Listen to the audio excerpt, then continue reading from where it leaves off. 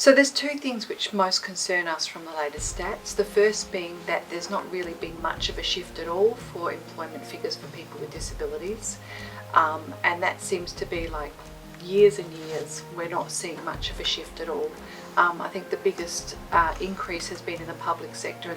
And the other one is just the increase in the numbers of people with mental health issues and things such as anxiety, post-traumatic stress disorder, the increased numbers of people who are unemployed with those particular conditions, particularly because they are often things which we're seeing are happening from either childhood trauma but also from workplace injuries and things that are happening in the workplace, which goes to show a bit about what are we doing about making sure our workplaces are actually mentally safe and mentally healthy workplaces and have a good culture to start with. So some of the things that we see coming through us as an advocacy organisation and that we know go to the Human Rights Commission are things around where the employers haven't taken into account the flexibility that might be required for someone when they've got either a disability or a mental health condition. So, and some of it's really simple things like if someone has anxiety around being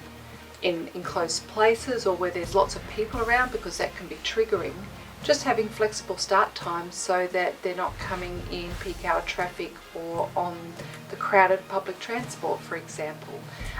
But those sort of adjustments often aren't being made or aren't being thought about by employers, and so people find that they're not sure where to go or what to say, and then they end up, it goes to a complaint to the Human Rights Commission because they've maybe been dismissed or suspended due to those sorts of issues not being addressed in the workplace at the time when they should. Employers don't know where they can get support from.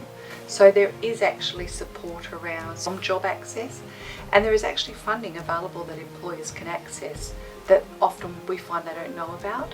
When you can get a job, you don't want to rock the boat if you've had a lot of trouble.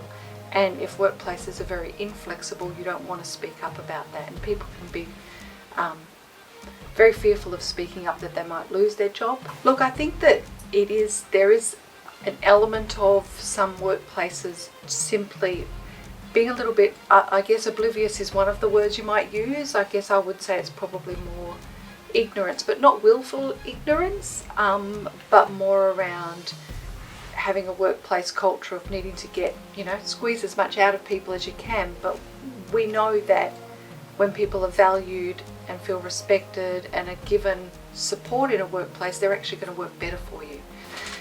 People with disabilities often, whatever type of disability, because you're dealing with and managing disability as part of your everyday life, we're actually quite good at problem solving and at seeing things from a different way. I've often talked about the fact that because I sit down in a wheelchair all the time, I literally see the world from a different perspective. But that actually transfers across into how I view problems and how I can problem solve. And there's been some research from Harvard University which has actually shown that employees with a disability are generally about 10% more innovative than other employees because of that.